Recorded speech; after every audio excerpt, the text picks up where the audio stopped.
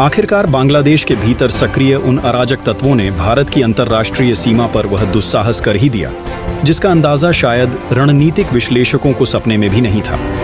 भारत के सुरक्षा चक्रव्यूह को चुनौती देते हुए उत्तर 24 परगना से सटे सीमावर्ती इलाके में करीब 36 किमी लंबी अत्याधुनिक कंटीली तार की फेंसिंग को पूरी तरह से उखाड़कर फेंक दिया गया।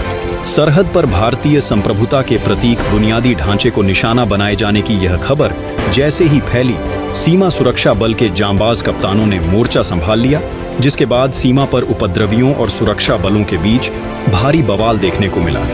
ऐसा बिल्कुल नहीं है कि सीमा पार के इन शरारती तत्वों ने इस प्रकार का दुस्साहस पहली बार किया है।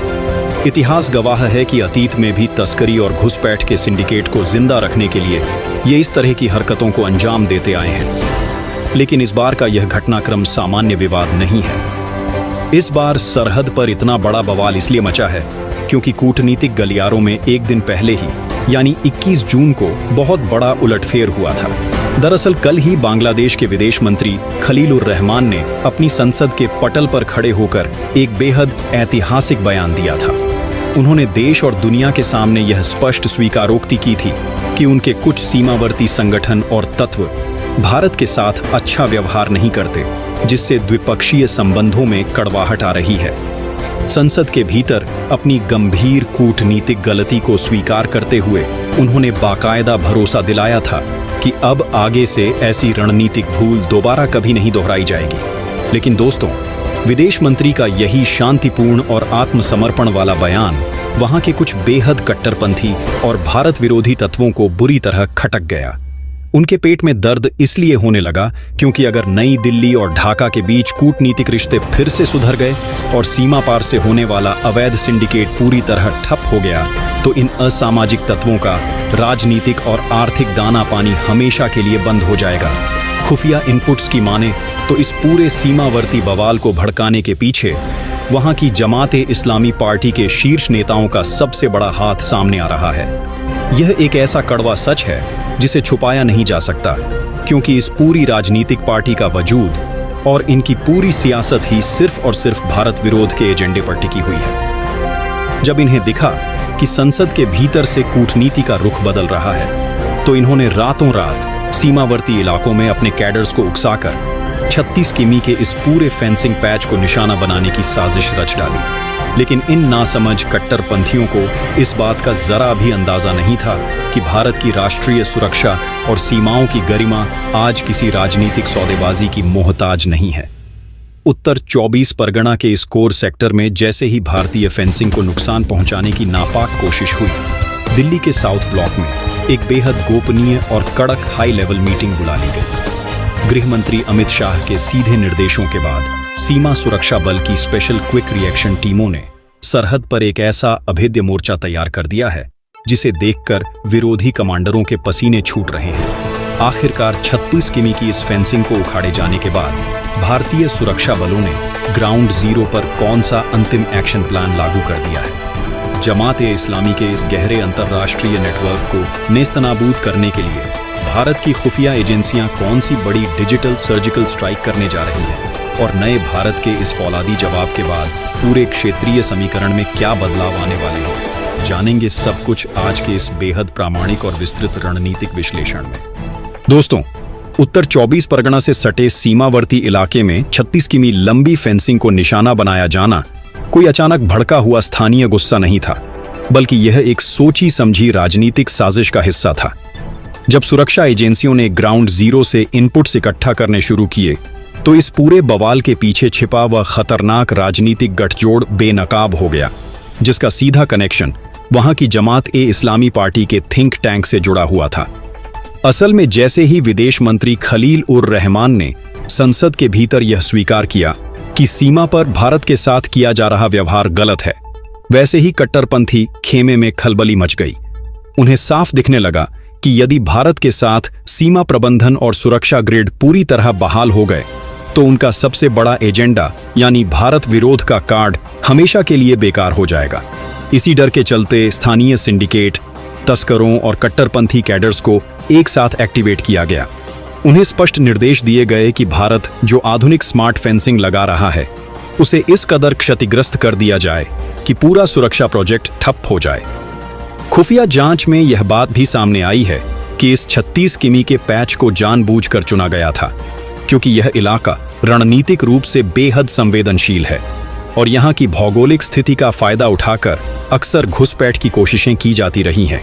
इन उपद्रवियों ने भारी मशीनरी और स्थानीय उपद्रवियों की भीड़ का इस्तेमाल करके रातों रात लोहे के मजबूत कंटीले तारों और स्टील के खंभों को उखाड़ना शुरू कर दिया। उन्हें लगा था कि सीमा पार की इस उथल पुथल को देखकर भारतीय बल पीछे हट जाएंगे या कूटनीतिक वार्ताओं के दबाव में आकर कोई बड़ा एक्शन नहीं लेंगे।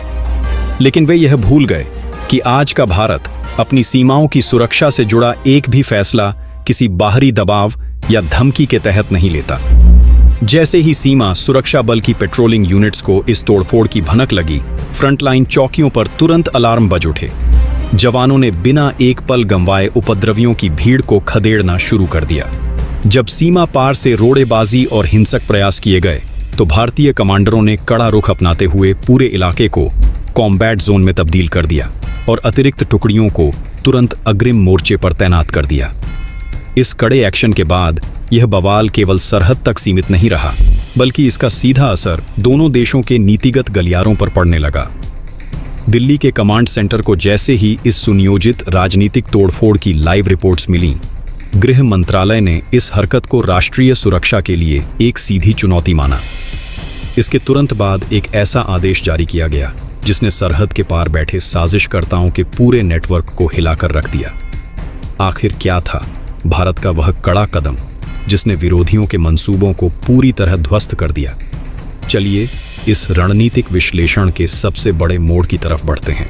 दोस्तों, भरोसा रखिए, असली खेल तो अब शुरू हुआ है और इसे देखने के बाद आपका नजरिया पूरी तरह बदल जाएगा। लेकिन इस बड़ी खबर की गहराई में जाने से पहले एक जरूरी बात। जब भी देश की शान और तिरंगे की गरिमा की बात आती है, कुछ लोग अजीब सी चुप्पी साध लेते हैं। अगर आपको सच में भारतीय होने पर गर्व है और आपके अंदर एक सच्चे देशभक्त का जोश है, तो अभी इस वीडियो को लाइक और द न्यूज़ नेटवर्क इंडिया वालेन चैनल को सब्सक्राइब कीजिए। कमेंट बॉक्स में पूरे गर्व से लिखिए भारत माता की जय, ताकि इसकी गूंज सीधे सीमा पार तक सुनाई दे और दुनिया जान जाए कि यह आंखों में आंखें डालकर बात करने वाला नया भारत है। तो चलिए वापस आते हैं उसी बड़े सवाल पर। दोस्तों, जब सरहद पार बैठे साजिशकर्ताओं ने उत्तर 24 परगना के उस बेहद संवेदनशील 36 किमी के पैच पर कंटीले तारों को उखाड़ा, तो उनका मकसद सिर्फ फेंसिंग तोड़ना नहीं था। वे असल में भारत के सब्र और सुरक्षा तंत्र की परीक्षा ले रहे थे। लेकिन नई दिल्ली का नेतृत्व आज जिस नीति पर काम करता है, उसमें राष्ट्रीय सुरक्षा के साथ खिलवाड़ करने वालों के लिए कोई जगह नहीं है। जैसे ही इस गंभीर दुस्साहस की लाइव सैटेलाइट तस्वीरें और ग्राउंड रिपोर्ट्स दिल्ली के रणनीतिक कमांड सेंटर तक पहुंची, गृह मंत्रालय में एक बेहद आपातकालीन समीक्षा बैठक बुलाई गई। गृह मंत्री अमित शाह ने बिना किसी देरी के सीमा सुरक्षा बल के महानिदेशक को सीधे और स्पष्ट निर्देश जारी कर दिए। दिल्ली से जारी हुआ यह मैंडेट बिल्कुल साफ था। सरहद पर यथास्थिति बहाल करने के लिए किसी भी तरह के कूटनीतिक शिष्टाचार या औपचारिकता का इंतजार न किया जाए। सीमा सुरक्षा बल को खुली छूट दे दी गई कि वे अपनी संप्रभुता की रक्षा के लिए जमीनी स्तर पर हर आवश्यक और कड़ा कदम उठाएं। इस आदेश के मिलते ही सीमा सुरक्षा बल की विशेष क्विक रिएक्शन टीमों ने उस पूरे 36 किमी के प्रभावित क्षेत्र को अपनी फौलादी जद में ले लिया। जहां एक तरफ उपद्रवी यह सोच रहे थे कि इस बवाल के बाद भारत फेंसिंग का काम रोक देगा, वहीं भारतीय कमांडरों ने ठीक इसके विपरीत एक्शन प्लान लागू किया। कॉम्बैट इंजीनियरों की भारी टुकड़ियों को बुलेट प्रूफ, बख्तरबंद गाड़ियों और अभेद्य सुरक्षा घेरे के बीच सीधे ग्राउंड जीरो पर उतारा गया। जवानों ने न केवल उस क्षतिग्रस्त हिस्से पर अस्थायी सुरक्षा चौकियां स्थापित की, बल्कि 24 घंटे चलने वाली भारी नाइट पेट्रोलिंग को दोगुना कर दिया। थर्मल इमेजिंग कैमरों और आधुनिक ड्रोनों की मदद से उस पूरे इलाके की हवाई निगरानी शुरू कर दी गई, ताकि सीमा पार से होने वाली किसी भी संदिग्ध हरकत या मानव हलचल को पलक झपकते ही ट्रैक किया जा सके। इस जबरदस्त और त्वरित फ्रंटियर एनफोर्समेंट को देखकर जमात-ए-इस्लामी के स्थानीय कैडर्स और उनके पीछे खड़े सिंडिकेट के आकाओं के हौसले पस्त हो गए। उन्हें अच्छी तरह समझ आ गया कि यह पुराना भारत नहीं है, जो ऐसी हरकतों के बाद केवल विरोध पत्र भेजकर शांत बैठ जाएगा। यह नया भारत है जो अगर अपनी सीमाओं पर शांति चाहता है तो उसे अपनी शर्तों पर बहाल करना भी जानता है। लेकिन दोस्तों, कहानी सिर्फ इतनी ही नहीं है। इस बेहद कड़े सैन्य और रणनीतिक मोर्चेबंदी के बाद अब भारत एक कदम और आगे बढ़कर उस स्थायी और आधुनिक तकनीक को लागू करने जा रहा है जिसके बाद सीमा पार बैठे दुश्मनों के लिए भारतीय सरहद की तरफ आंख उठाकर देखना भी नामुमकिन हो जाएगा। आखिरकार दिल्ली के नीति नियंताओं ने इस पूरे बॉर्डर सेक्टर को हमेशा के लिए सील करने के लिए कौन सा अंतिम मास्टर प्लान तैयार किया है, और इस पूरे घटनाक्रम के बाद बांग्लादेश सरकार की आंतरिक राजनीति में क्या भूचाल आने वाला है। चलिए इस रणनीतिक विश्लेषण के सबसे निर्णायक हिस्से की तरफ बढ़ते हैं। दोस्तों, अब समय आ गया है उस सबसे बड़े रणनीतिक कदम को समझने का जिसने उत्तर 24 परगना के इस पूरे बॉर्डर पैच पर मचे बवाल को हमेशा हमेशा के लिए शांत कर दिया है। सीमा पार बैठे साजिशकर्ताओं ने सोचा था कि 36 किमी की फेंसिंग को निशाना बनाकर वे भारत को पूर्वी मोर्चे पर बैकफुट पर धकेल देंगे, लेकिन वे नए और आत्मनिर्भर भारत के उस फौलादी संकल्प को भांपने में पूरी तरह नाकाम रहे जो हर एक संकट को एक अभूतपूर्व अवसर में बदलना जानता है। गृह मंत्रालय के सीधे और कड़े निर्देशों के बाद भारतीय सुरक्षा बलों ने इस पूरे संवेदनशील और प्रभावित क्षेत्र में स्मार्ट बॉर्डर मैनेजमेंट का एक ऐसा अभेद्य डिजिटल चक्रव्यूह एक्टिवेट कर दिया है जिसकी काट दुनिया की किसी भी विरोधी ताकत के पास नहीं है। जहां से कंटीले तारों को उखाड़ा गया था, वहां अब भारत अपनी स्वदेशी तकनीक से निर्मित अत्याधुनिक laser walls, high end thermal image कैमरे और बेहद संवेदनशील मोशन सेंसर ग्रिड तैनात करने जा रहा है। यह आधुनिक इंफ्रास्ट्रक्चर जमीन पर होने वाली मामूली सी हलचल या अंतर्राष्ट्रीय सीमा सुरक्षा बाड़ के पास आने वाले किसी भी अज्ञात तत्व को 1 सेकंड के 100वें हिस्से के भीतर डिटेक्ट कर लेता है। यह पूरा डिजिटल सुरक्षा जाल सीधे भारतीय कमांड सेंटर और AI संचालित सर्विलांस ड्रोनों के साथ 24 घंटे रियल टाइम में कनेक्टेड रहेगा। जैसे ही कोई उपद्रवी या संदिग्ध तत्व भारत की इस संप्रभु सीमा के करीब आकर किसी भी प्रकार की छेड़छाड़ करने की कोशिश करेगा, बिना कोई इंसानी आवाज किए सीधे हमारे क्विक रिएक्शन कप्तानों के पास लाइव वीडियो और सटीक लोकेशन अलर्ट पहुंच जाएगा। इसके बाद हमारे जांबाज जवान पलक झपकते ही उस पूरे इलाके की ऐसी घेरेबंदी कर देंगे कि साजिशकर्ताओं को अपनी जान बचाने का रास्ता तक नसीब नहीं होगा। यह आज का सशक्त भारत है जो अपनी राष्ट्रीय संप्रभुता के लिए कोई भी बड़ा और कड़ा नीतिगत कदम उठाने से 1 इंच भी पीछे नहीं हटता। दिल्ली के सत्ता गलियारों से जारी हुए इस फौलादी फैसले और हमारी सीमाओं पर तैनात वीर जवानों की अटूट मुस्तैदी ने सीमा पार के पूरे नीतिगत और कट्टरपंथी नेटवर्क को यह कड़ा संदेश दे दिया है कि यदि किसी भी दुस्साहसी ताकत ने भारत माता की अखंडता को चुनौती देने की हिमाकत की तो उसका अंजाम अत्यंत विनाशकारी साबित होगा। तो दोस्तों, उत्तर 24 परगना में चली इस हाई स्टेक्स कूटनीतिक बिसात, गृह मंत्रालय द्वारा दिए गए इस कड़े चाणक्य जवाब और हमारी सरहदों पर तैनात सुरक्षा बल के इस अडिग रुख पर आपका क्या सोचना है?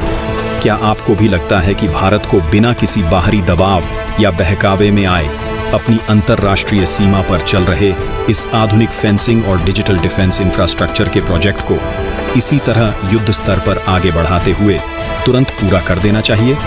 अपनी बहुमूल्य, जोश और राष्ट्रीय गौरव से भरी राय नीचे कमेंट बॉक्स में पूरे गर्व के साथ जरूर दर्ज करें। अगर आप भी हमारे इन वीर जवानों के सर्वोच्च समर्पण, उनके अथक संघर्ष और भारत माता की अखंड संप्रभुता का पूरे दिल से समर्थन करते हैं तो कमेंट बॉक्स में जय हिंद, वंदे मातरम लिखना बिल्कुल मत भूलिएगा। देखते हैं आज कितने देशवासी हमारे इन हीरोज के स्टैंड के साथ मजबूती से खड़े हैं। इस अत्यंत महत्वपूर्ण, प्रामाणिक और इनसाइड भू राजनीतिक विश्लेषण को अपने दोस्तों और परिवार के साथ ज्यादा से ज्यादा सोशल मीडिया पर शेयर करें ताकि हर एक सच्चे देशवासी को हमारी सीमाओं की इस असली ताकत और कूटनीतिक जीत का पता चल सके। वीडियो को एक छोटा सा लाइक जरूर दें और राष्ट्रीय सुरक्षा तथा वैश्विक राजनीति से जुड़ी ऐसी ही हर एक बड़ी, सच्ची और खोजी न्यूज सबसे पहले पाने के लिए the news network India channel को तुरंत सब्सक्राइब करके बेल आइकन को ऑल पर सेट कर लीजिए। मिलते हैं अगले किसी बेहद धमाकेदार और रणनीतिक विश्लेषण के साथ। तब तक के लिए स्वस्थ रहिए, मुस्तैद रहिए और जुड़े रहिए हमारे साथ। जय हिंद, जय भारत।